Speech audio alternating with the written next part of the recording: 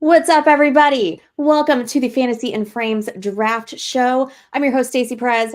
We've got a full house tonight. We have got the one and only Keith Fleming. We've got Kevin Tompkins. We've got Rich Stickles tonight.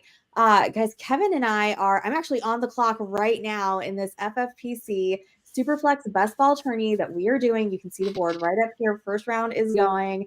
I'm going to let you guys get everybody caught up on who's been drafted while I try to figure out who I'm going to draft. All right, we won't all do this at once. SuperFlex, so no surprise, Hurts, Allen, Mahomes, first three picks. First non-QB, CMC, followed by yet another quarterback, Lamar Jackson. Two really good receivers in CeeDee Lamb and Tyreek Hill, followed by Breece Hall, the second running back. And the lovely Stacey just took, no surprise, CJ Stroud.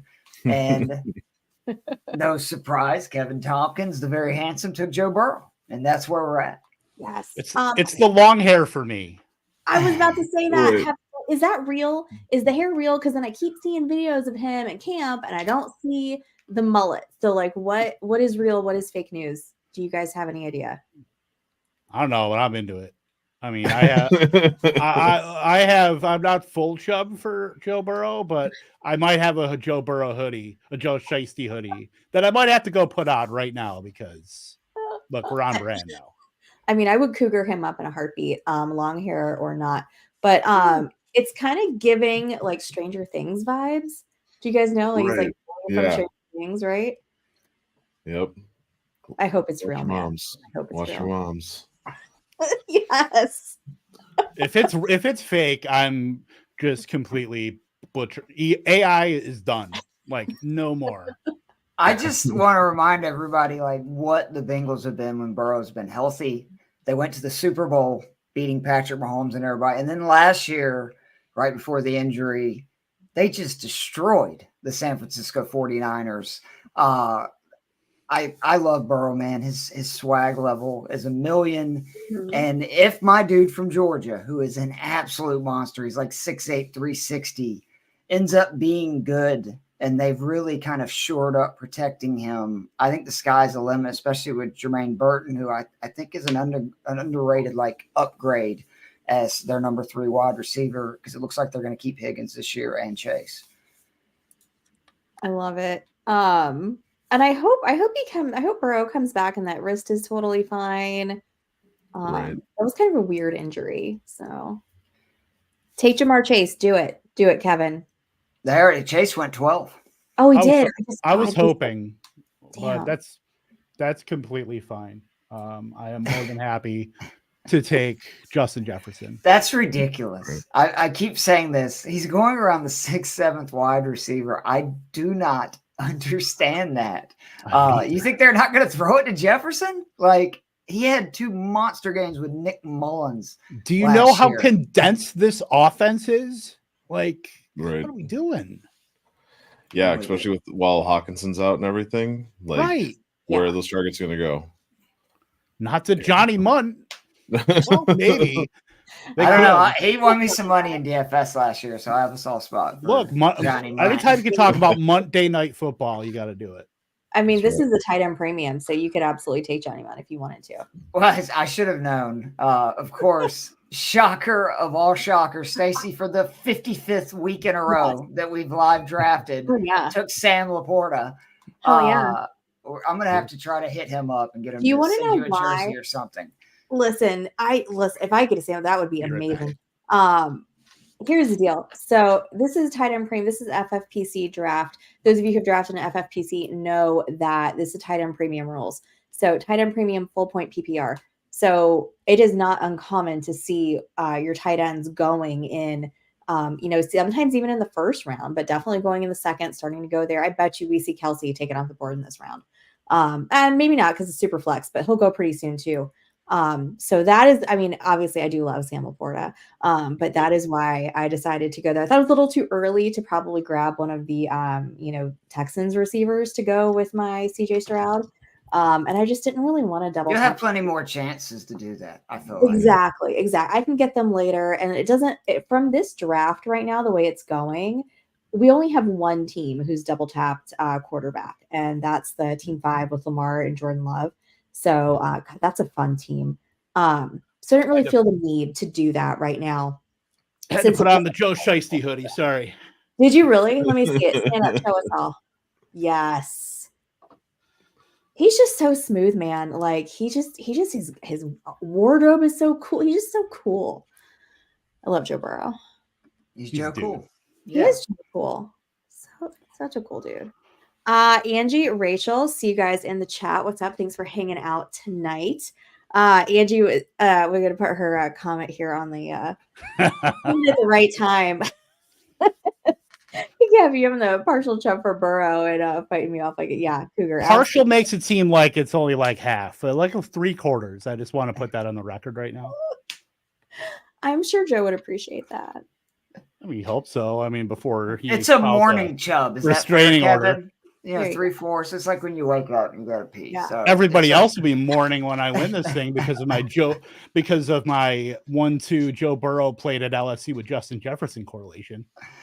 Oh my gosh, guys, we are gonna get the big E for explicit like right in the corner of our show tonight. Are we doing first fantasy in frames that has mentioned full and partial chub?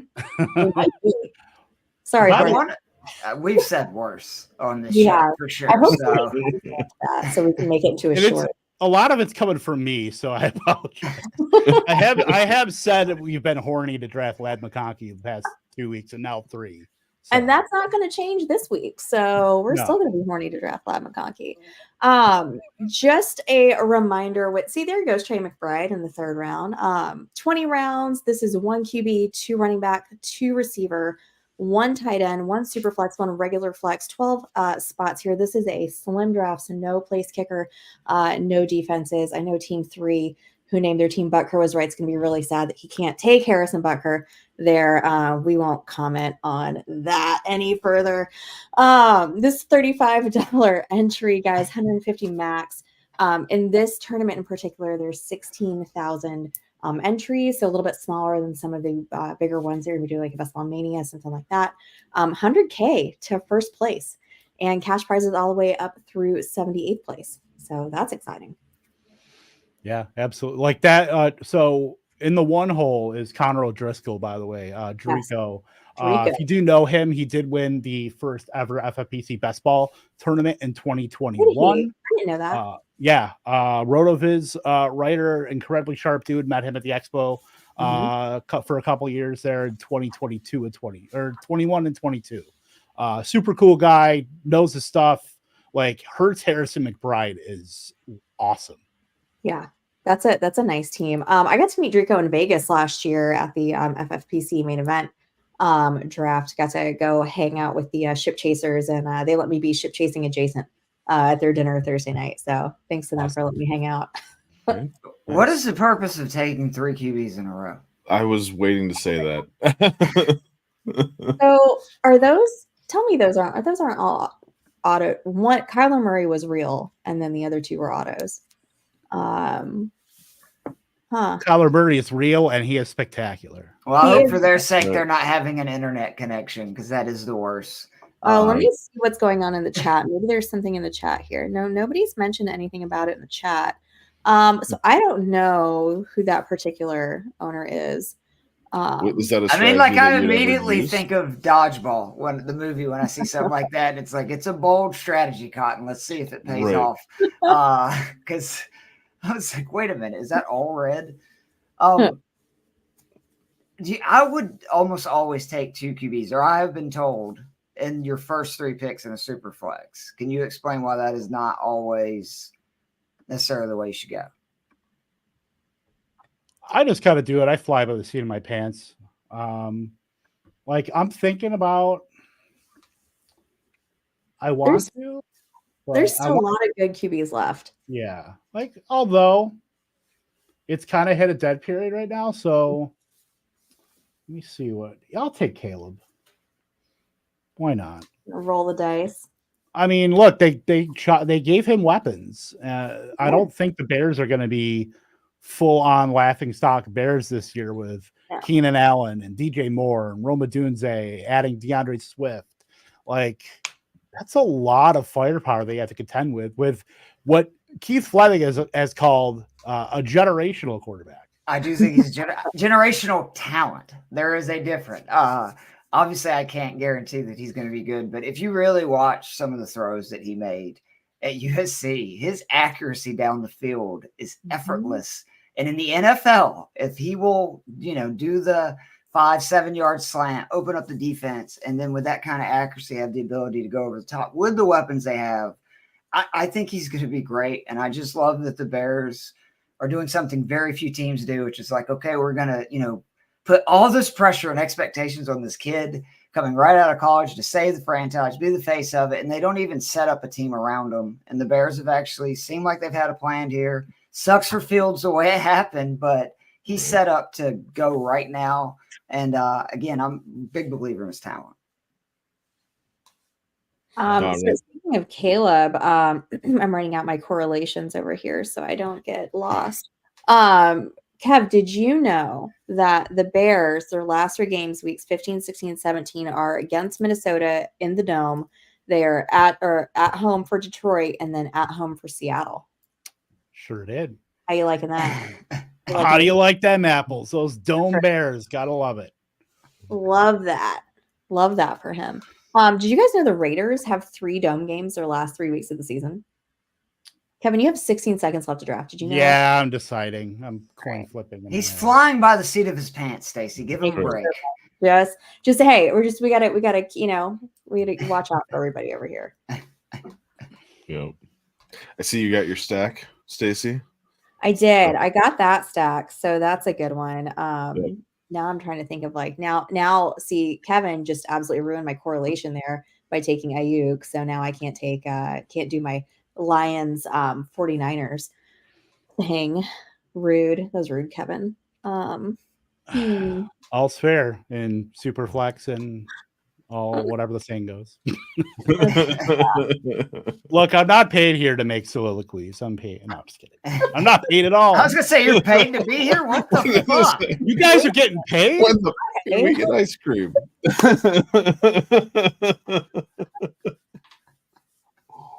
Oh, Boise. Yeah, Mark Andrews I was deciding between a wide receiver or Mark Andrews there. I actually like that build right there too with Brees, AJ Brown, Jaden, and Mark Andrews. Yeah, that's nice too. What's up, Kim? We see you in the chat over there. Yeah, let's go me. Stacey. Yeah. Oh my goodness. Did you are in fact reasonable, Kev? I have been told once or twice. It may also not be my team name. Or may. Guys, this is a 60-second clock, so we do get a little extra time here. I feel like that was a lot of value for Kincaid right there. Oh my gosh, yeah. I'd still rather have Mark Andrews than Kincaid, honestly. What? Hold on. I think Isaiah Likely scares me more than most people. Like I think he's better than Mark Andrews at this point in his career, and they're going to find a way to put them both on the field a good bit. So I just think it will eat into his targets a little bit. He was like their best receiver last year, was Isaiah Likely by a lot the last 6-7 games of the year. How many games did Mark Andrews miss last year? It was a lot, right? Yeah, 6 or 7. Number, yeah. And I'm not I'm higher on Kincaid just because I think he's going to get a bigger share. Zay Flowers, we saw, got a ton of targets. He was not the receiver I thought he was going to be because I thought there'd be a lot more big plays. But, I mean, he got a ton of targets, a bunch of receptions. He was great in DFS a lot all season. The only thing I'm really worried about with Andrews is that his ADOT came down quite a bit from like 2020, 2021. He was down to 8.2 yards last year, where he's been in double digits every other year. That's the one thing I do worry about a little bit. And maybe that's, something to be concerned about, but I'm more into Baltimore maintaining their efficiency on offense than Buffalo coming up to meet everybody else at the top with that. With Josh Allen and really having to kind of make his receivers now with Curtis Samuel, Keon Coleman, Dalton Kincaid. Like, I'm still unsure about that from like a total macro offensive standpoint. But didn't we kind of see it like at the end of last year? Because that was part of why Dick was so unhappy. Yeah, Joe Brady did want to run the ball more. I mean, they really leaned on James Cook and basically didn't want to give the ball to anybody else running because Latavius Murray's snaps went way down. They did draft Ray Davis though too, which I think kind of hurts the top end outcome for James Cook a little bit, because I feel like he could be like what they wanted Latavius Murray to be, but a lot better. So yeah, I'm just a little worried about the ceiling Buffalo Bills versus the Ravens, who they could just blow up at any time. They still got Zay Flowers, they've got Mark Andrews, they've got Derrick Henry, for God's sakes. Like, I can't defend Todd Monken in the playoff game, but like the way he was the second year in Georgia with Stetson Bennett, once he really realized, how to utilize him, best way for this offense to go. And I think he's going to do the same thing with Lamar Jackson. I mean, that offense really got so much better. That's why I was so surprising. They were so bad in the playoff game, didn't make adjustments. But I'm with you. I think the Ravens offense is – I mean, if Lamar plays, their offense has been really good anyway, and I think Monken's actually an above-average play caller. Like, dare I say it, between Kincaid and Andrews, there's good people on both sides. Yes. Love it. Love it. How do we all feel about Lamar and his size down? Did y'all see that? How much weight he lost and everything? No, how much has he lost? I don't have a number, but like if you look at some of the photos from last year coming out for OTAs and whatnot, like his arms are, he's much smaller than what he was. He's already so thin. He's already just a baby. I mean, if you think about it, though, they don't really let you hit the quarterbacks anymore. No, he is good at not letting himself. That's what I'm saying. Yeah. Yeah. And he's just thinking, if I can get just a little bit faster, some of these 20, 30-yard runs turns into touchdowns. I mean, it's so much. Same thing with the wide receivers now. When you hear somebody small, I'm like, in today's NFL, it doesn't matter. Like, you can't really cream a wide receiver at any point without getting a flag. So I think the game's changed in that way, like with the size of the guys. They're definitely getting smaller. Right. Like, if only Robert Griffin had come out like now, and you could look at Lamar Jackson tape and be like, okay, this is how you do it. No, Michael Vick, dude, would, oh my God. Right. Yep. Ooh, I am on the clock. You do a rundown on how things are looking so far? Yeah, if you don't mind. Sorry, Kev. Oh, you're good. That's fine. Oh. I thought you were going to do that. What a dick. Sorry. We are laughing. Oh man. No, that's fine. I wasn't thinking I was going to get DJ Moore. I was kind of surprised he's still out there. Me too, actually. So I'll just take Devonta Smith and I'll eat my vegetables. We're good. It seems like DJ Moore is still out there because we've got like Team 5 over here has 0 wide receivers at this point. Team 6 only has 1. Team 3 only has 1. Team 8 only has 1. This is wild. Have you ever seen an FFPC draft like this where there's still like so many receivers on the board? No. This is crazy. I kind of love it though. I love the chaos. Like the Elmo, you're like, with like Wait a minute, you were like, what? Yeah. Like that. 1837. Team 5, Team 11, like just that's wild. You're doing great, sweetie.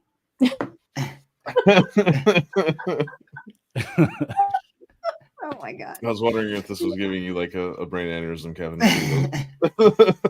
He's like, I got less of a problem with the dude who took 3 straight quarterbacks than I do all these running backs on rosters. It took a room without Jorge to get tanked down in the draft. Without me. I mean, I already taken Nico, so I couldn't take any more tank, but yeah. Definitely like the pre, piss boy, rooms here. Definitely liking this. Jim says this draft's getting thrown out. It's too chaotic. More of this, please. Yeah, I love Keep it. that shit up. Oh, isn't that wild? Look at that. Team 5, they're number 1 in the 6th round, Stephon Diggs. That's crazy. Right. How did he get? Did people just didn't see him? I mean, I saw him. I just didn't want to take him with Nico, but I mean, he still got the 3rd receiver on the Texans, so I think it's pretty good. yeah. Love that. Kevin, why don't you tell the people, explain correlation, because obviously it's a big thing now since it's scheduled out. Talk to if people don't know what correlation is, I'm sure most people in this draft probably do, or at least have an idea, have heard that word being thrown around. But in case you don't know what that is. Yeah. So as far as correlation, I know this draft in particular is going to be part of a bigger, when it gets into the playoff week. So correlation does matter a little bit more rather than a self-contained 12-person league. But this goes to week 17, correct, as well? Yes. Okay. So, week 16, week 17, I think this playoffs start, I want to say week 14. Mm-hmm. So the playoffs start in week 14 when there's 6 teams on bye, which kind of throws a wrench a little bit into people's, like we saw a couple years ago when the Colts had, week 14 bye. Jonathan Taylor was 101. And I took Tank Dell week 14. So I'm going to be, if my team advances, I'm going to be without him. That's kind of a necessary evil with that. But I'm looking at correlation as like a tiebreaker between, if I'm deciding between a player, but wanting to kind of turn this into a DFS contest where I have, a week 16, week 17 kind of correlation between teams that play each other, maybe play a couple players on the same team where they can ping pong spike weeks to advance me versus having, just a lot of the same players as other people I know. Last year, a lot of people that took Puka Nacua. He's a very high advancing player. Guys like Rashee Rice, who they studded up in the playoffs.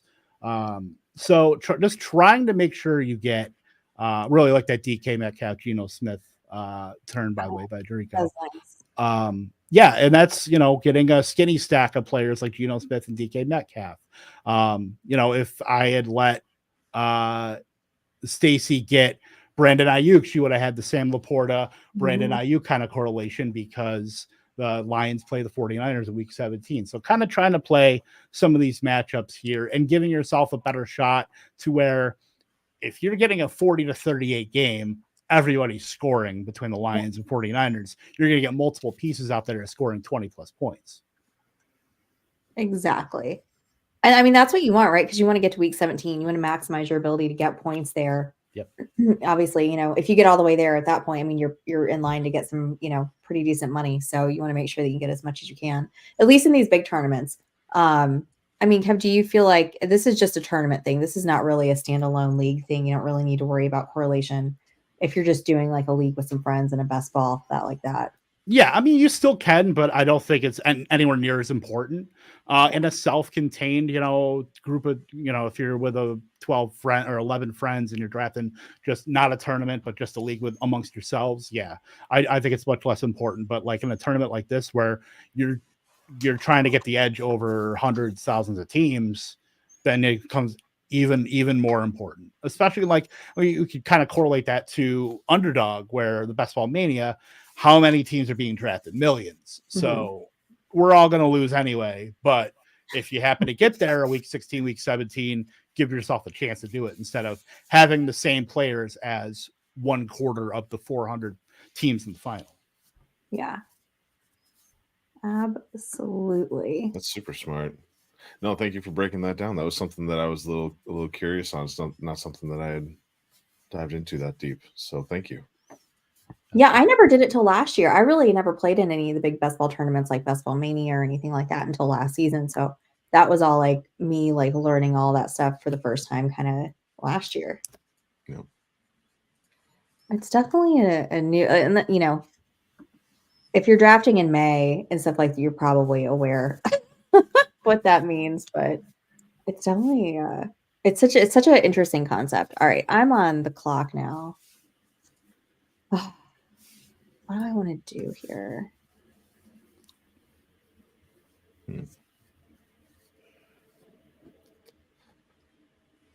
What you smiling about, Keith? Just Stacy's concentrating face. I mean, she is in thought, to say the least. I don't thank God. Thank God. I don't love it. I don't love it, but thank I almost did that. God, I almost took Brock Bowers. I almost took Brock Bowers. Oh.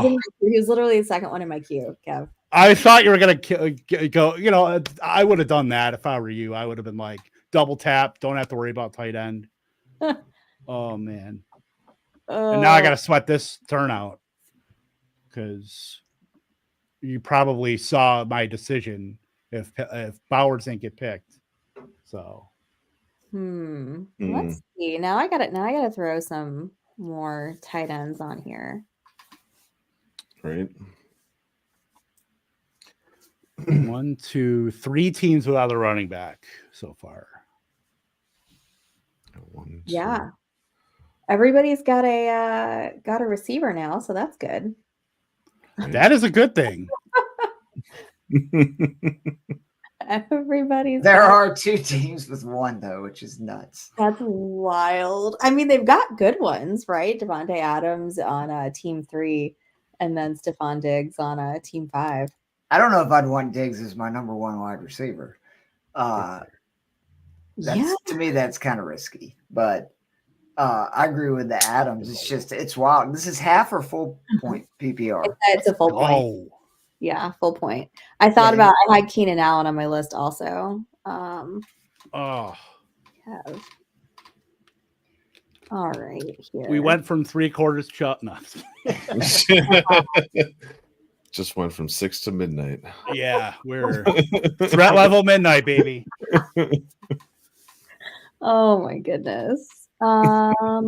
Kevin's face when you actually made the Montgomery face before he said thank God has been the highlight of my night because he looked like he just stole something.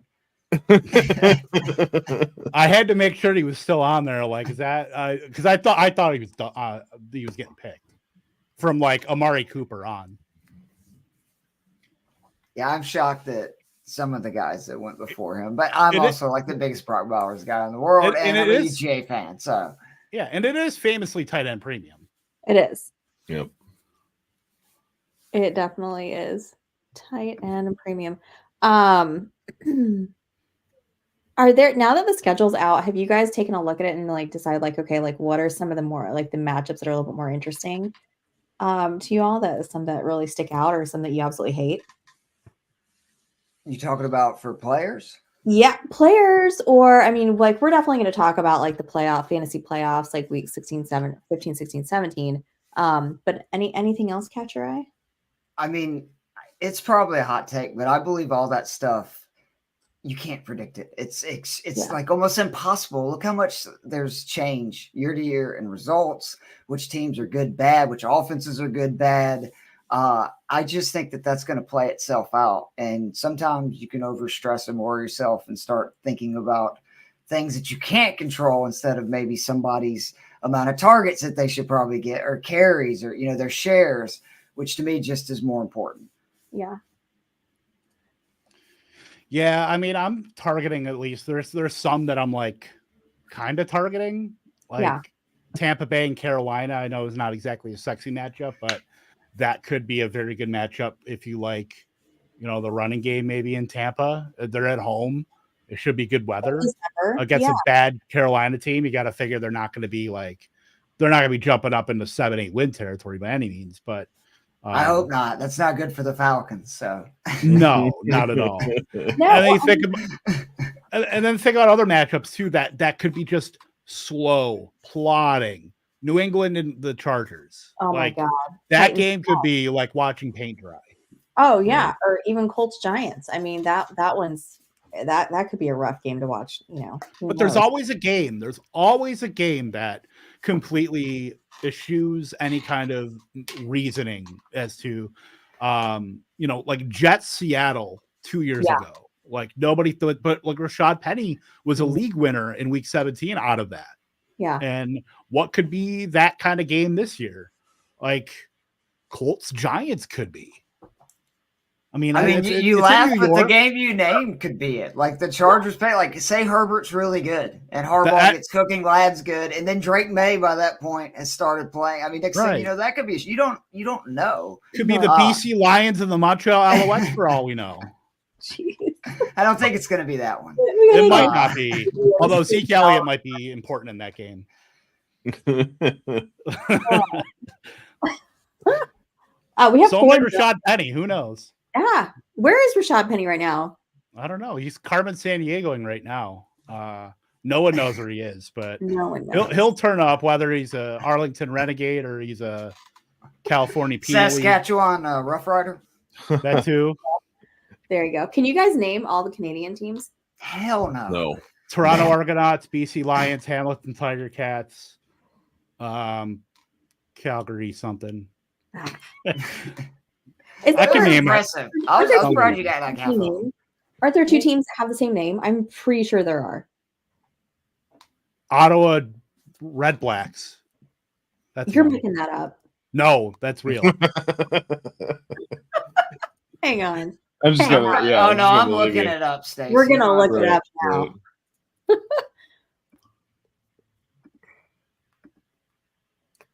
I was gonna say with the question about Rashad Penny. Oh, Winnipeg Blue Bombers. That's one I did. I just looked it the up. Blue Bombers. Yes, yes. I know Edmonton used to be the Eskimos, and they had to change it because that was demeaning to the. Is Inuit. that a demeaning word? Apparently, it is to them. Like it's slightly. Oh. Yeah, so they changed it to the Elks. I didn't. Rich, you were saying something about Rashad Penny before these two got going and doing their thing. What were you gonna say, buddy? I was just gonna say he's on the Panthers. We were asking where he was at. He's with Carolina right now. Man, what the fuck are they doing with my boy Hubbard? Huh. I think you gotta worry about Miles Sanders. That's why I made the Miles Sanders joke because of Rashad. I forgot. I should have known that. That's on me. I gotta admit, the guy that took one receiver with his first 7 picks. I do like the 2 receivers that he got after that in Hollywood. And Ladd, whatever you think about Hollywood, if he's healthy and he's, anything happens with Rice, you would think he's going to at least put up pretty good targets and it'd have huge upside for a best ball. And again, I just think the world of Ladd and how many targets, receptions. I mean, it's 65% or more since Herbert's been in the NFL. So somebody's going to get those targets. And it's not going to be Hayden Hurst, I don't think. Maybe not. I just worry you leave yourself a little thin with that, though, as your wide receiver 2 and 3. Oh, no, yeah, for sure. I mean, I feel like I kind of feel like I would have rather taken Ridley than McConkey there. I think you need to if you're going to take receivers that late, I think that's where you kind of skew more toward a veteran that you can kind of prognosticate those targets a little bit more versus a guy that, while we love Ladd McConkey, I mean, this is a pro Ladd McConkey stream if there ever was one. I still think that the targets there are still in question with a guy like Josh Palmer and Quentin Johnston. I mean, I know it's not the greatest competition, but I still think there's a question there versus a guy like Calvin Ridley where, between him and Hopkins, if that offense in Tennessee gets the adult in the room that they've got in Brian Callahan, that they could combine for about 45% of the targets there. Yeah, I just would rather have Justin Herbert throw him the ball than Will Levis is my thought process. Yeah, that's probably fair. Um, on the clock. Yeah. This is my first share of Drake May that I've taken all season in any format. You said what? It's my first share of Drake May. How's it feel? I don't know. It kind of feels a little icky. Why? As your third quarterback, that's not too shabby. Yeah, he's my third QB. So this is round 9, guys. So Bo Nix just went, which definitely also feels icky. I was gonna say, at least it wasn't Bo Nix. Yeah. So Drake May, I really kind of had my eye on McCarthy, to kind of go with my little mini Minnesota thing I'm trying to do here. Get some of that Green Bay, Minnesota game, which honestly is my favorite. And I'm not being a homer right here, but there's so much to love about that game. So, right, week 17, it's in Minnesota in a dome. Amazing. Love that. I don't know. I mean, I just feel like you can get so many good players at all rounds from both teams. You've got JJ in the first. Jordan Love is there. You've got Josh Jacobs. Although you got to watch out for that hammy now. So go get Marshawn Lloyd later. Literally all the wide receivers are relevant. Right. How many other matchups can you say that about, right?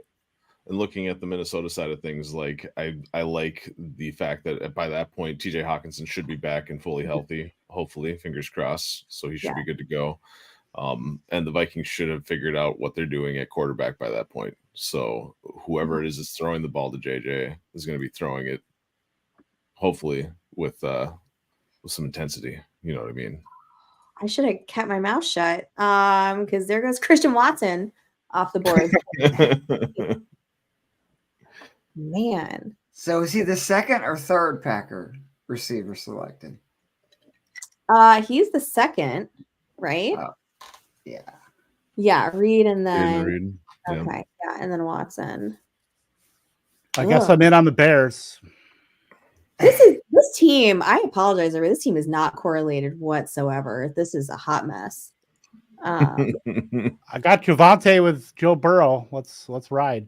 I know. I've got a little bit of that Baltimore Texans group, and that is all I've been able to do thus far. I guess that's a good one. I guess if you're only going to correlate one, you could go with the Texans Ravens. That should be a fun game. Right.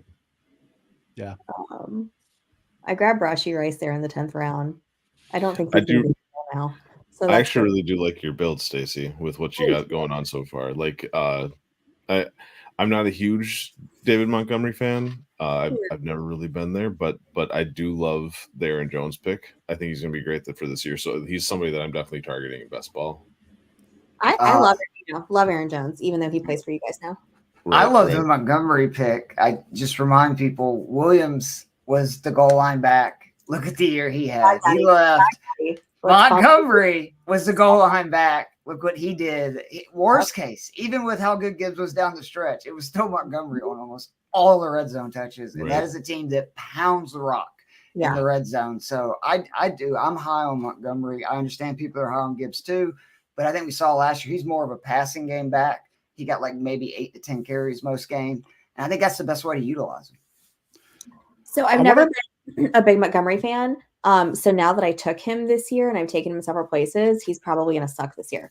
So that's what I feel like it's going to I want to know what you guys think because I took 2 quarterbacks and I've only taken 2 quarterbacks. I know a lot of people have taken 3, but I took my first 2 in the rounds 1 and 3. Yes. And I feel like with the quarterbacks drying up, I feel like if one of those guys goes down, even if I have 3, I'm behind the 8 ball. And like, what do you think about if you're going to take 2 quarterbacks only, taking them high to where you've got versus maybe one like what Drico did at 101 with Hurts and then Geno Smith and JJ McCarthy. Yeah, I mean, I agree. I mean, if you're going to only do 2, I think that's the smart way to do it is to get them early and get 2 studs that you know are going to produce and put up big numbers for you. So like with Rico's team, like if Jalen, something, God forbid, something happens to him, then you're just relying on, Geno and JJ there, which could be a little scary depending on, what happens with them. So, I do kind of like, going, just, it's always nice to have guys that you don't have to worry about every week, right? For a fact, look, they're in my lineup. I'm not stressed out about these guys. I'm not wondering like, are they going to be on the field? Are they going to get hurt? When are they coming back? Are they going to put up a goose egg today? What's going to happen? I just like having that peace. I can sit down, I can watch my games and not be checking my phone every 5 seconds, like wondering like what's happened. Yep. Right. You're buying peace of mind is what you're saying. Exactly. Yeah. Keith. Yeah. Yes. You are buying peace of mind. 3847. I'm going to timestamp that one. Perfect. Yes. So Jim is over here in the chat. He says week 17 correlation is so 2022. It's all about week 15. Kevin, is it all about week 15? I think it's a little about week 15, especially where your playoff weeks lie, depending on the contest. So, I mean, I still think there's merit to like think about it, but it's not like an overarching, I need to like develop my entire roster around. Like I'm looking more toward week 16 and week 17. It's kind of a sliding scale between that. I mean, you could probably say, oh, well, why aren't we thinking about week 6? Like, I guess you got to get there, but I feel like it's like a big like curve where it just steeply ramps up toward those playoff weeks. Yeah. And I think Jim was being a little facetious with us. Week 1, 2, 3, 4, 5, 6, 7, 8, 9, 10, 11, 12, 13, 14, 15, 16, and 7. Those are the weeks that matter. All those weeks. Yeah. Specifically those weeks. Exactly. Can't go wrong. No. Kim, are there any, I know we kind of touched on this earlier. Are there any matchups that you're like absolutely staying away from that you don't want any part of at all? For week 17? Like I'm looking. Miami Cleveland doesn't seem fun. Like it kind of seems fun, right? But in Cleveland, we know how the weather can be in Cleveland. We saw that with New Orleans and Cleveland 2 years ago. That game was just an absolute mess. Dallas Philly could be sneakily gross too. I mean, I know there's stars throughout that game, but that could also be a little bit like if you look at like the East Coast cities that like Jets Buffalo doesn't seem very fun. Atlanta Washington has like I feel like they should have thought about this a little more with all these East Coast teams. Cincinnati, New England, Giants, Commanders, Bills, Eagles, Cleveland. Like there's half of the games are East Coast cold weather, possibility. That's worrying to me. But yeah, like you said, Bears at Seattle, Chicago. Mm-hmm. I mean that too. But like Green Bay, Minnesota is just like. Yep.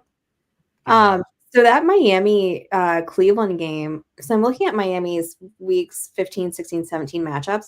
They're at Houston, then San Francisco at home for San Francisco, and then Miami. I mean, not then Miami, I'm sorry, then Cleveland. Those are 3 teams that I don't know that I want any part of. Like those seem like really tough matchups for Miami in the playoffs. Yeah, Miami hasn't had a good run out in the playoff weeks the last couple of years. They had a really brutal one last year too.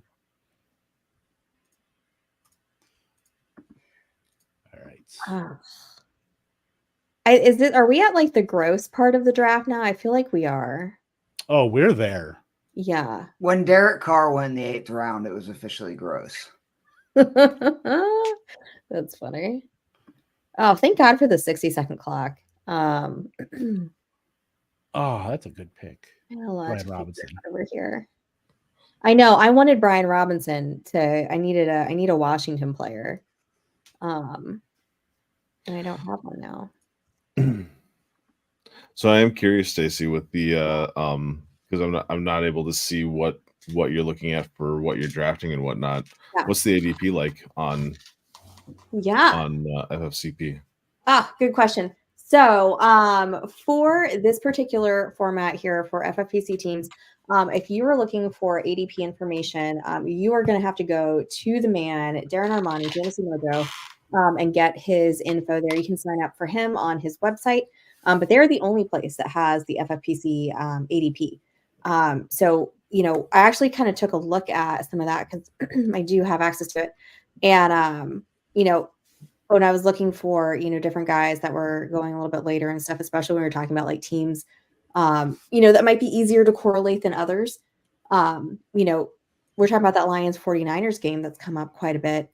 And so I was able to go on there and I was taking a look at the, information for those 2 quarterbacks, right? So for Purdy and for Jared Goff and they'll tell you too, every particular contest, what the ADP is for every single one. So obviously this SuperFlex a little bit different. So that's what I was trying to kind of look at and say, okay, I haven't done a SuperFlex with the schedule being out. So I was able to go look up QB information and it's still really good for, for that particular matchup for the Niners Lions. So Purdy was going QB 12, Goff was going QB 16. Let's see if that kind of happened in our draft. Oh no, Purdy went early, I think. He did. So Purdy went 3rd round. He was QB 11. Yeah, so 12. That's close. Pretty and close, then Goff, where did Goff go? Goff was right after him. Goff has been going at QB 16 in this particular contest. But don't you think with this many entries, like I guess if you just want to make sure you get a player, you need to kind of know where they're going ADP wise. But I don't, you know what I'm saying? Like, I don't know. It's so random because there's so many people in this. You don't know how many lineups somebody's done. They could be doing something completely off the wall. Oh yeah, absolutely. They totally could do something crazy. And you just, like you have no idea. And so, I mean, that's why, you saw Goff here go a lot earlier than he typically has been going. But I think overall, like it's a pretty good indicator, if you're just trying to like put together a certain build, see what's out there, just kind of get a little bit of an edge on what the ADP looks like, before you jump into one of these. But yeah, I mean, every draft is going to be different. So ultimately you never know, but right. I have 30 seconds, so hang on, guys. I was gonna say that's the thing that I love about drafting. That's why I love Bestball so much. Is everything is always so different every single time. Like there might be guys that I end up targeting over and over and over again because I just can't stop. But it really is a complete crapshoot of what you're gonna get once you get in there. Yep. Yeah. Tight ends got wiped out. I mean, they'll always get wiped out in FFPC, but Ott was like the last of a tier for me. At least glad I got him versus, What you paid for your 2 tight ends is ridiculous. Because I mean, Bowers could seriously be a top 5 tight end. It would not shock me. And Cade Otton down the stretch was a monster. And he's going to be running all the routes for the Bucs. Like I know his targets per route run were like not great. Yeah, it's because he's on the field 95% of the time and running snaps like 90% of those. So right, like his targets per hour are 12%, but weighted based on 26%. So that's perfectly fine for me based on how much the dude ran 560 routes last year. Yeah, it's crazy. K-Rod. Yes. I mean, get a 90% route runner in the 12th round, at least in an offense has a pulse. And a tight end premium. And famously tight end premium. You guys want to give me like 2 seconds here? I'm going to pull up the ADP for Kev for your 2 tight ends. Do you know how to do that? I do. I'm just asking because there was, before we went live, be honest, Stacey, there was a moment where you're like, how do I get this screen up there? So I'm like, you know how to try? Okay. That was a StreamYard problem. That was not a Mojo issue. I do know how to navigate. You got your Mojo back. I like it. I do. All right. So let's see. Bowers is going as tight end 11. You got him exactly at ADP at tight end 11. And then where is Otton going? I love Cade Otton so much this year, by the way, Kev. That was a great tight end 18. I got him. So you got him at 18. So he's been going at tight end 20. According to Mojo. Kevin, you reached, you son of a bitch. What are the other names around on? Yeah. Take away my fantasy cred. Yeah. Because you said he was. Yeah, so he was 18. Or going as tight end 20. So Hunter Henry, Tyler Conklin were going before him. After Hell no. Jawan Johnson, Ben Sinnott. No. Sinnott, you could convince me if you really believe in him, but that's a lot of unknown. I've been taking Zach Ertz with like the last pick. And because I just feel like they'll do something weird like that. I mean, look, the same. Yeah, sorry, Rich, go ahead. No. I was just gonna say I'm actually kind of in on Hunter Henry. We were just talking about this last night on 365 with Howard Bender, and he was talking about Hunter Henry, and he convinced me that there's a good chance that given what it is that you have going on with the Patriots and everything with what they have at receiver, like Hunter Henry might end up being one of the bigger targets there. Yeah, I'm a big Hunter Henry fan. I was last year. Like he's a red zone I was guy. a big Hunter Henry fan like a decade ago, but he's getting up there in age. I'm a little concerned. I really am. I mean, to where Otton is much younger. Actually, it does scare me. Like how he's been in the league a minute. Yeah, he seems like one of those guys that's been around for like maybe 2-3 years and is actually like getting his AARP card. Y'all. He's not 30 years old. No, but he's 30. Not even 30 years old. That still though means he's probably played 7 or 8 years in the NFL. He played with Phillip Rivers. He's got to be 30. In San Diego. Yeah, this is his 8th season. 29. Yeah. And by the way, his receptions for his career, 36, 45, 55, 60, 50, 41, 42. He's never had more than 700 yards. He's had 2 really good touchdown seasons where he had 9 and 8. Every other season, 5 or less. To me, that's insane. Again, when Otten, we know, is running all the routes, I just like him a lot more. I'm not saying that I don't understand the upside of Henry. To me, Cade Otten, with how much he's on the field, and him and Baker had a repertoire, and they got better as the season went on. I think it's a much surer thing. Let me ask you: Do you have tight end info at hand, Keith? What do you mean? I can look up anything you want me Here's to. what you said. He had no more than 5 touchdowns a year. I'm wondering how many other tight ends had more than 5 touchdowns? Probably half a dozen. Yeah, if that. Yeah. I mean, obviously Sam Laporta did. Obviously. Oh God, I'm on the clock, guys. You're on the clock. Somebody, tell me what's going on here, please. Ms. Lady, you're on the clock. Holy cow! Oh, thank God, I can take him. Here we go. Don't do it. What did you want, Romeo Dubs? Okay, you're good. Okay. You're good. Oh, thank God she didn't take Romeo Dubs. I mean, looking at where we are in the draft, it probably should be like high time. Where's Kevin targeting? Right. Yeah, just what I was talking about with Otten. In the postseason, 2 games last year, 19 targets, 13 receptions, 154 yards, and a touchdown. And he had 4 more catches. I think it was like 8 games last year. So I'm really high on him for where he's going. I think for tight end 18, that's a great value. Totally. I don't know if Schultz is going to get, who knows how many targets he's going to get with Diggs being in the mix. Goddard out the health-wise scares me. Hawkinson, another guy that went earlier, he's going to miss some time. I think that was a good pick. Yeah. I'm actually really surprised by the guy that took Hawkinson, that's his only tight end. Tight end premium. Maybe he's a Munt guy, and he's going to get Munt late. Got to get Munt early. Yeah, early, late. Yeah. What is happening here with Team 4? We've got Puka, we've got George Pickens, and Tyler Lockett. Finally, they took another receiver. What is going on here? I know you only have to start 2, but holy cow! Right. How many tight ends did they take by Njoku? Was that their second or third? Ooh, Rico. Go back up, Stacy. Give me just 1 second. Let me make my pick right here, and then I will scroll back up.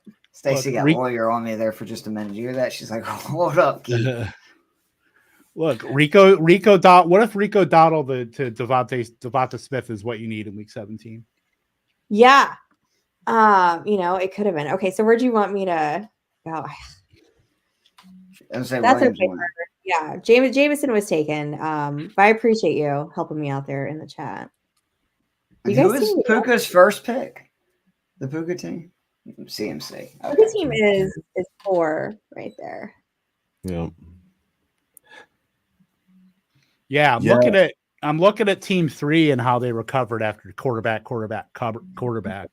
Adams, Pitts, Pacheco, Kamara. All right, so you're eating off the senior menu there with Kamara. Hollywood Brown, Lad McCall. I don't mind that, but just there's dudes that can fall off a cliff with Zeke, Kamara, and I would throw Pollard in there too. Yeah, he auto-picked most of those, right? And then if the asterisk next to them, then that mean they're auto-picked. Yeah. So Freiermuth, Elliott, Samuel, all of those picks were that's worrying. Certainly. So I like what they did here. They've got Mahomes and Hollywood Brown and Pacheco. That's nice. Right. And I guess you could say, he's got no, he doesn't. I'm sorry, that Purdy's on the other team. Oh, Keith, there's some fighting words in the chat here. Cormar says Josh Palmer's a better pick than Ladd. I'm the kind of person I'm gonna screenshot that, wait 5 months, and then we'll talk. I mean, if you like West Coast KJ Osborne, Josh Palmer is your guy. Palmer was good down the stretch. I don't think people who have not watched a lot of Ladd McConkey know how good he is. Like he got a nice, yards per route run bump. Like he was left for dead, like at the end of the year before in 2022, where, but of wide receivers with 95 plus targets, it was literally the bottom of 3 of Adam Thielen, Paris Campbell, and Josh Palmer, and then KJ Osborne I think was in there too. But Josh Palmer kind of stepped up a little bit last year, and they kind of had to have somebody. So maybe he's not completely dead. But you've also added, QJ. He said Ladd can't play inside and out. I don't think you watch much Georgia. Ladd lined up on the outside like 45% of the time. So he can play inside and outside. He actually also did motion this year, so he knows how to play inside, outside, and motion. I actually think if they want to really get the offense going, you put Johnston in the slot and put Ladd and Palmer on the outside, because Johnston was just a huge disappointment last year. That was where he really ate in college. And, I think that offense can be sneaky good. I do think Ladd's going to be better than Palmer, but I'm also somebody who has been picking Palmer late in, best ball drafts as well. Yeah, QJ is definitely following the Brian Edwards path of least resistance, working himself to the Edmonton Elks by week 8. He looks so good in college, though, and that's where sometimes it's like I don't get it. Like, I watched him against some of the best defenses in college. He looked like a man playing with boys, and then he looked so slow last year. He's playing against enterprise rent-a-car employees that went pro in something other than sports. That's terrible.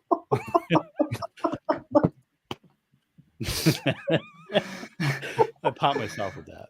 That was good. Did you say you popped yourself?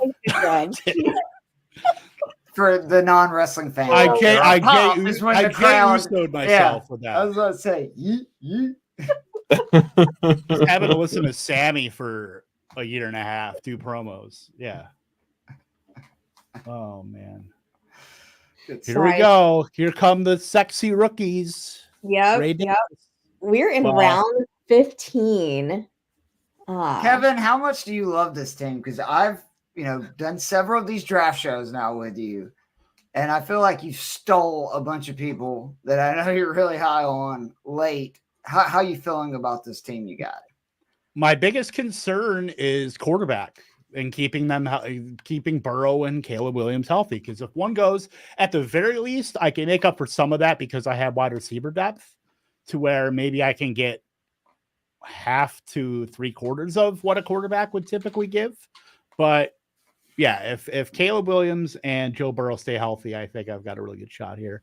Yeah, but you're somebody that says, right, that you would rather take your shot and not play in the middle. And so obviously this is a more aggressive build, but if they do stay healthy, I think this lineup is loaded. Right. And as far as like tight end, like, yeah, I took Bowers, and Bowers is awesome. But just in case, I want at least somebody that can get on the field. I'm not taking Ben Sinnott as well and really compounding the issue. Not that there's an issue, but there's always that kind of how long. I don't think it'll be like Michael Mayer, where he was competing with Austin Hooper just to get on the field, let alone get routes. That won't be the case there. But there's always that. Antonio Pierce is a guy that loves veterans. You can tell. So that's where it's tough, where I guess Michael Mayer is technically the veteran there, but they're not going to, I don't think they're going to use him primarily as a tight end. I think they're going to line him up in the slot where he was impossible to cover I hope in college. Not. Yes. Why?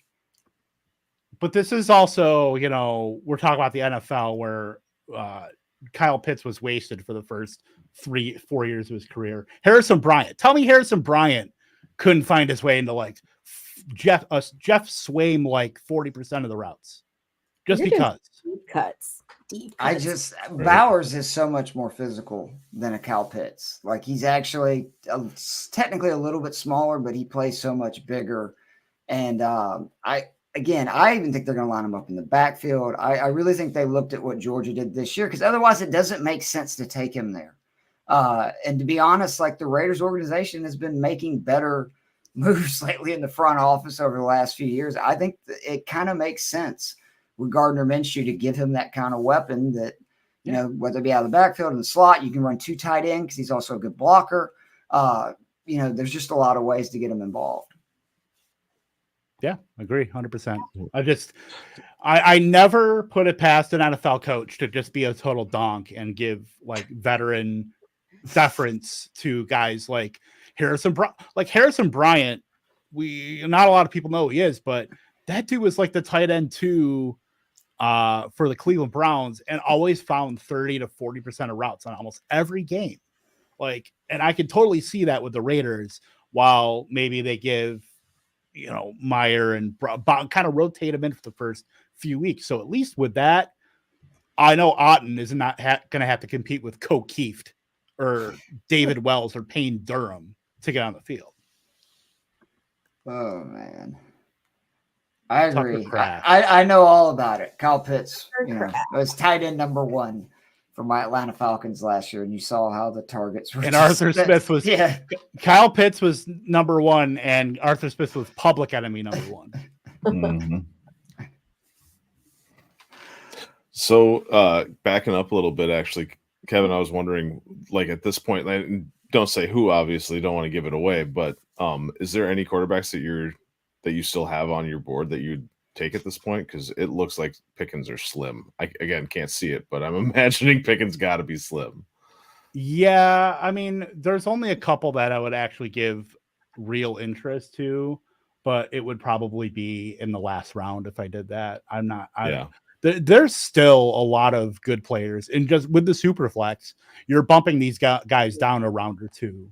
So it doesn't feel like a true 16th round. It feels like kind of like a 13th, 14th round where you're getting, and not only that, because it's tight end premium, where you normally get a lot of these guys. Yeah, it feels like a 13 round when there's the well is not dry yet. So that's, if I do draft a third quarterback, it's going to be very late. And, there's not a lot of serious consideration between some of them, because that's why there hasn't been one picked since the 11th round with Gardner Minshew. Right. You guys tell me the number of starting quarterbacks in the NFL, or number of quarterbacks who recorded to start in the NFL last season. It was over 40. It was like 45 or something like that. According to Google, I do know. I have it pulled up via Google. Yeah, I'd have to say 42. Google machine says 66. I believe that. What? I do believe that. Holy. I mean, think about a team like the Vikings. They started, I think, 4 different quarterbacks. The Bengals, I know, started 3. Friggin', what was the one guy? Hell, he started for like 4 different teams. It seemed like last year. There was Tony Jones. No, Dobbs. Like quarterback. Yeah. It said there was including one who started for 2 different teams. That's got to be Josh Dobbs. How many were in 68 quarterbacks in 2022? Yeah. It's why, again, if you want to, go glass half full, which as a Falcons fan, you're going to have a really bad time. Taking Penix, it's not such a big deal if Cousins ends up not being healthy or even just not being as good, but it probably still is a dumb pick. Maybe that's for being honest. I'm a 4th quarterback here. Kevin, you go get Taysom Hill. He is he qualifies as a quarterback under FFPC rules. Should be a tight end. I'm not going to rehash this for the Taysom Hill wars of 2023 in FFPC. Were there good people on both sides? There were not good people on both sides. I won't reference the Liam Murphy stream that he had, but because I really like FFPC. But yeah, I would have drafted Taysom Hill already if he were tight end eligible. He would have been probably where I drafted. Well, ahead of Otten. He would have probably been like a 10th round pick. Yeah. That high. I mean, Bestball, you know how he'd be. Yeah. It's the same thing for DFS. When Joe would recommend him, it seemed like every week. I'm like, dude, I'm not paying for him. And then, of course, he'd score 35 fucking points. I'm not doing it. I refuse to do it. Oh, my God. Stacy, was that you that just took Mooney? No, I didn't take Mooney. He was on my list, but I realized if you guys there is a disturbing amount of not green on my roster, and I realized I was like, holy shit, I only have 2. Who are you? And I was like, oh my God, it's round 16. I only have 2. I was like, I have to literally start 2, so I better go get a couple more. So that is why we had to go green there. Yeah, I think you could've nothing gone worse against. than- Sorry, I I'm was just gonna just say saying- nothing against kicker or defense. I'm just glad we don't have to draft them in this one. Oh my gosh, me too. I got to tell you, I it never really bothered me until I started doing more drafts that did not have that, and now I just don't want to be bothered with it.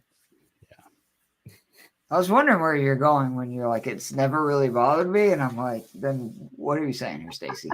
But I got you. You landed the plane. She's I did, fully radicalized, is what she's trying to say. Yes, Tight end I- 11 or Team 11 is having a tight end extravaganza. That is 5 straight tight ends selected from round. and only what would that 2 be? were auto 12? draft. Only 2 were auto draft. Looks like they had a few auto draft issues. Well, I guess so. They did wait. That was the first tight end they took. So I guess hate that philosophy, right? Yeah, if I'm gonna get 5 tight ends, let me get one that was the fullback of the year in college football, the second tight end in Baltimore, Chigakonkwo. That'll be the first one in Baltimore. A tight end that's not going to play, that's not going to be at training camp, or at least very hurt at training camp, and a tight end that didn't play one snap last year. Here's my question for you guys. Like, you're talking about like tight end. So you like it, Kevin? I'm such an asshole. But I like, if you're going to draft 5 tight ends from rounds 12 to 17, like, I don't hate it. Well, so okay, so let me ask you. Obviously, this is tight end premium, right? So you get like an extra half point, PPR with these guys. But when you're talking about guys this late in the draft, like a Sinnott and Isaiah Likely, who may or may not get a chance to start, Chig, Tucker Kraft, Jelani Woods. I mean, does it really make that much of a difference at that point? Do you really need to stack up on that many tight ends? Or, I mean, I don't know. How do you guys feel like, with any difference in philosophies on that? Because I don't feel like it's necessary. I'm saying from the standpoint of the way their team was built, I understand it, because you literally have 0 points from a tight end when how many could start? Up to 3? No. In this, so you could start 1. Well, you had SuperFlex though. I guess you could start 2. I mean, none of these guys are taking over a SuperFlex spot. I mean, he's got. You don't know that, or your QB's being buys and stuff is what I'm saying. I mean, you don't ever know. There's going to be a situation potentially.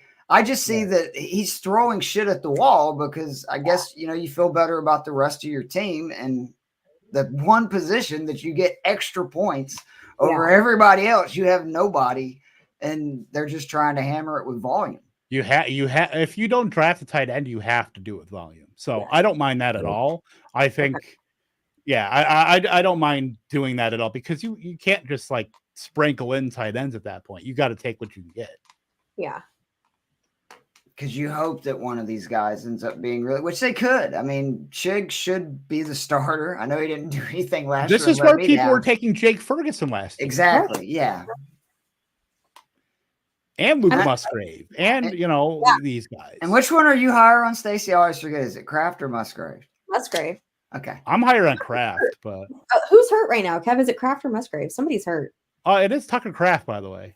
He's got like, he's got up in a sling or something like that, right? Yeah. I mean, I don't know.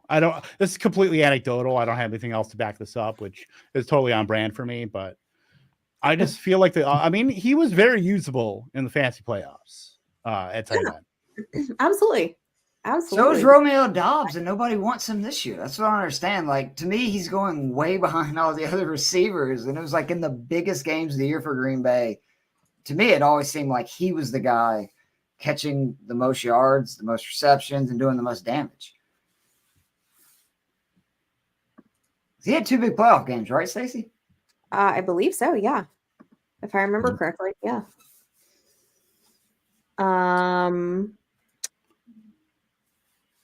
I just lost my train of thought. Sorry. You're thinking about who you're going to select. I get it. Right. I love the 2 New England picks there. I know. Those are wide receivers that one of them is probably going to end up being the most targeted wide receiver on a team that took a quarterback, at number 3 at some point in the season. So I think and not to mention Jacoby Brissett is, he's serviceable, like, for sure. So I like both of those. And you could tell me either one of them is going to have the better year, and I'd say, yeah, I can understand that argument. But I think there's good value in both of those picks there. I was really hoping Douglas would fall to me because I need somebody to go with my Drake May. but that did not happen. And then I was like, oh, Polk or Baker's still here. And I'm trying to put Polk in my queue, and I can't because he's gone. Khalil Herbert, I'm going to tell you right now, will not be a Bear by the time week 1 rolls around. He's going to be somewhere where he's going to get carries. Maybe not as a 1A, but he'll be Khalil Herbert to the Giants. Who says no? I'm a Khalil Herbert truther. So I've been saying since all the way back when Montgomery was there that Khalil Herbert I thought was the best running back that they had. I think he might still have a chance with Chicago, but to your point, if he gets pushed out with the Swift edition and he does a lot of the same things, he'll definitely get picked up by another team. Yeah. 100%. Permar in the chat wanted me to grab Estime. Denver doesn't go with my build here. But I do like Estime. I just don't like him for this team. You just like saying his name. Estime is fun to say. It is fun to say, just like Kamari Waddell. That's a great name to say. Maybe next time you will estimate me. If you're a big fan of The Office. That's gonna be your team name, Kev. 100% that is gonna be, yeah. Timestamp that for me because I'm gonna forget. Done. When is that? 1:10:54. I have like at least 10-15 seconds before that, but that's okay. Because we are going into the 18th round. Remember, there are 20 rounds here.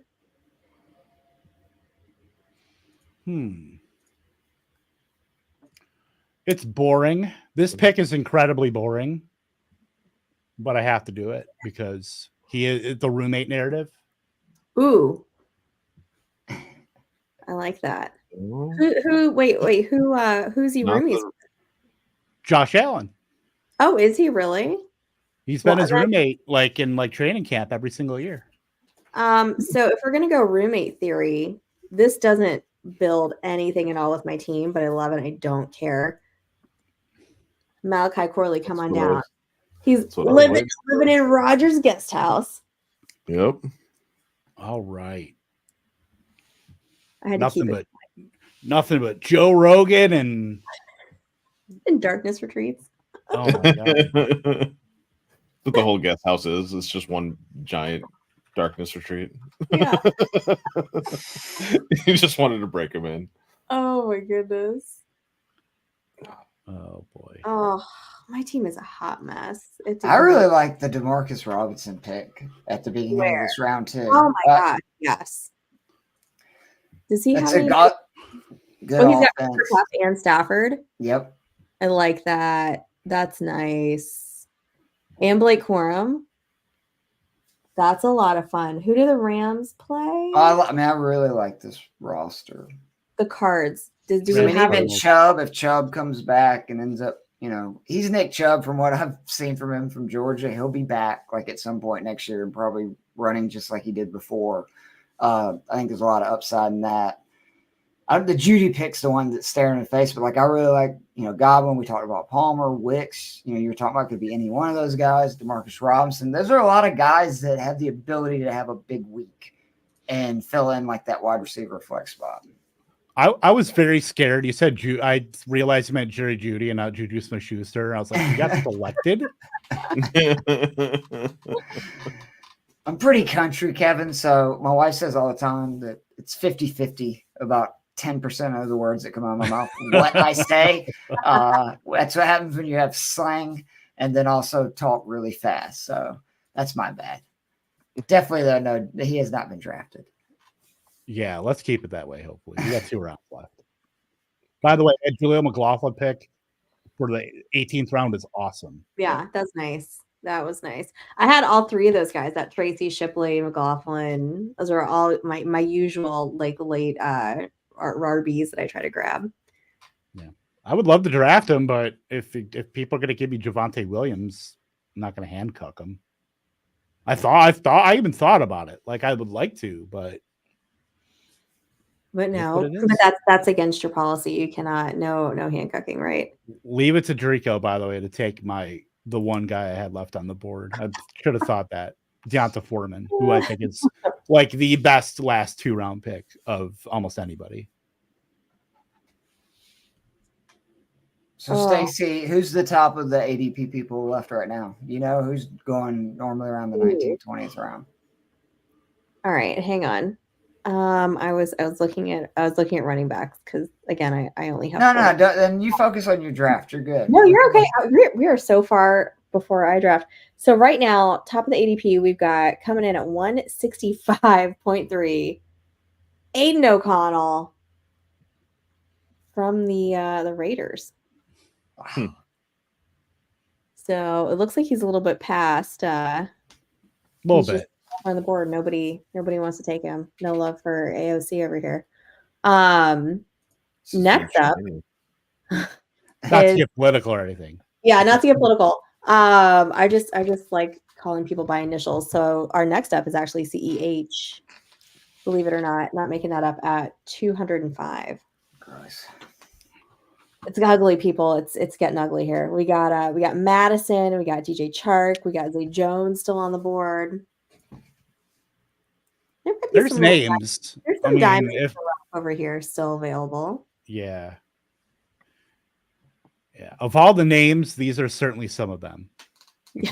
Of all the names, these are names. These are in fact names. These, yes.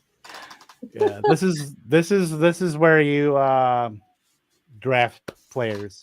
That's all. Dart throws. Guys that are actually on NFL rosters. That's what you're looking for here at this point.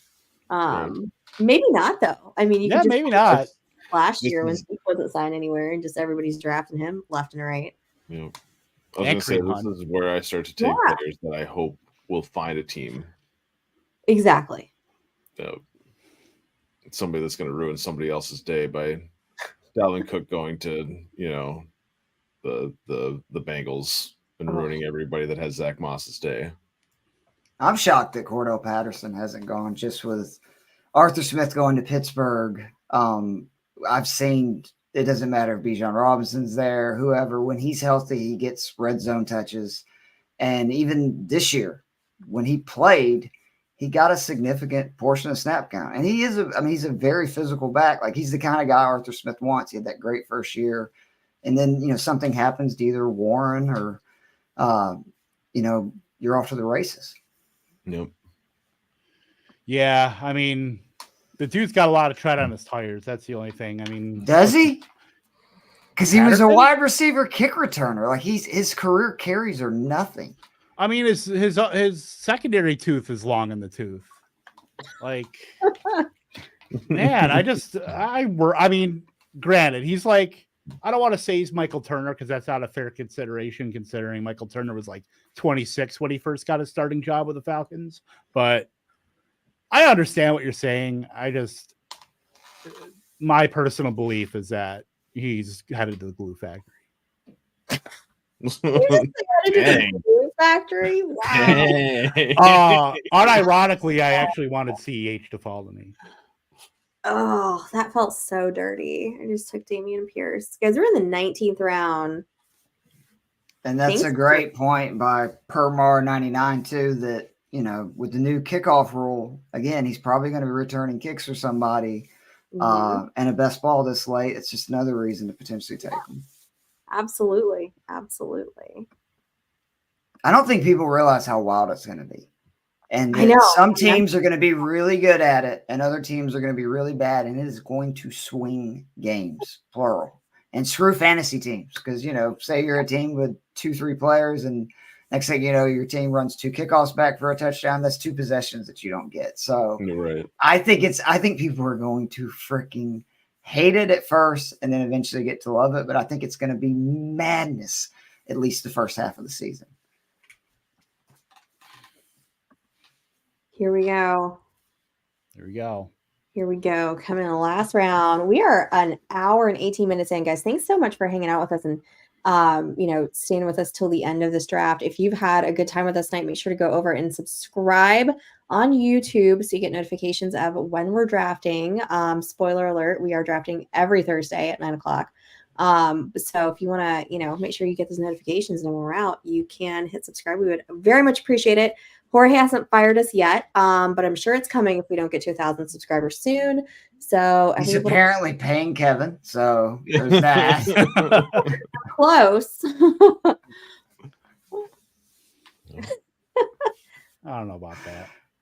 Oh man, it was just because what you said earlier. Yeah. I was like, wait a minute, get paid. Last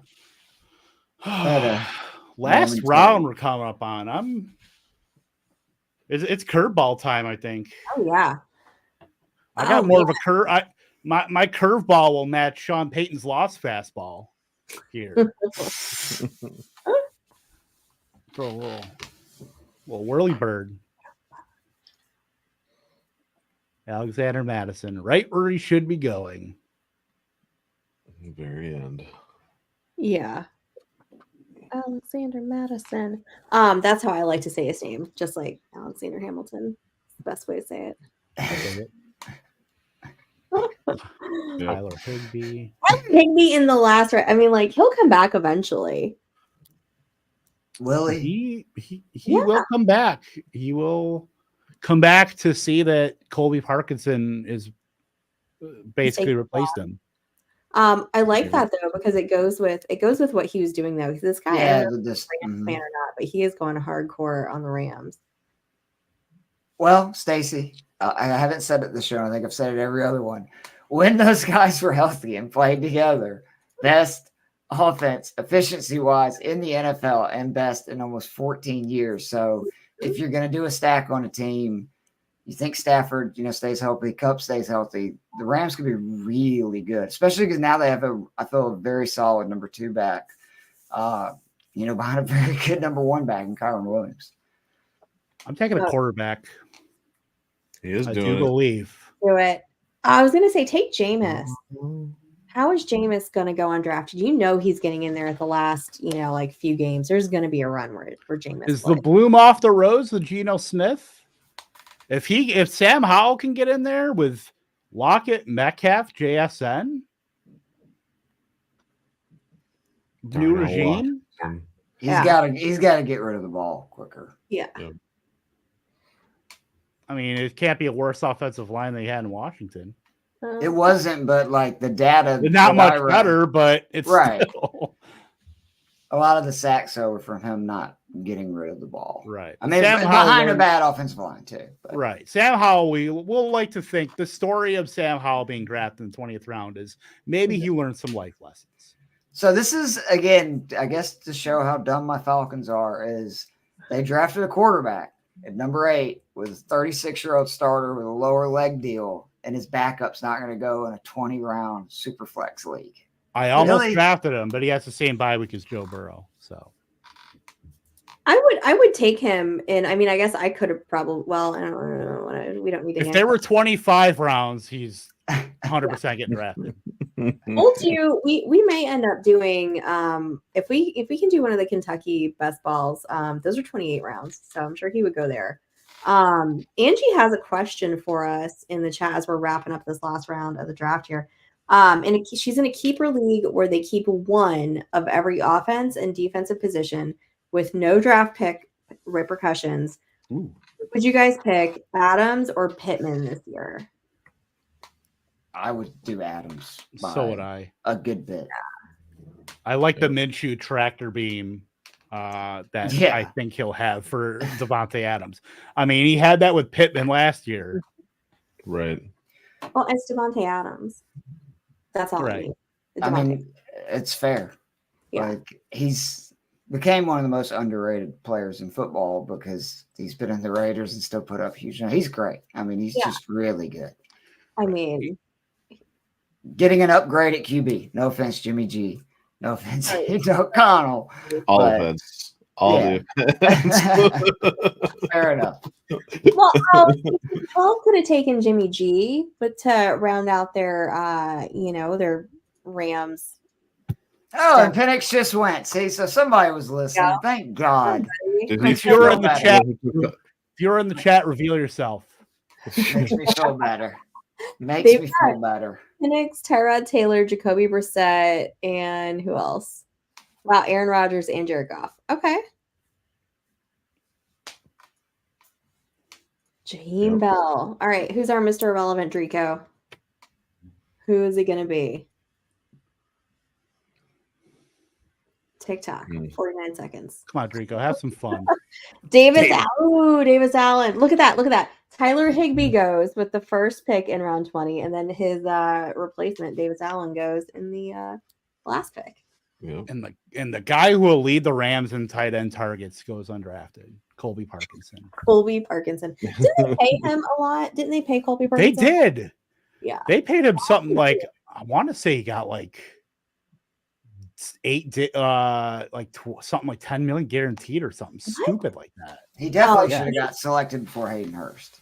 Follow the money, guys. You have to. I'm a big proponent of that. Hayden Hurst got selected. Yes. I didn't even know he was in the league. I thought Hayden Hurst was not in the league anymore. Honestly, No, he's with the Chargers with every other tight end in football.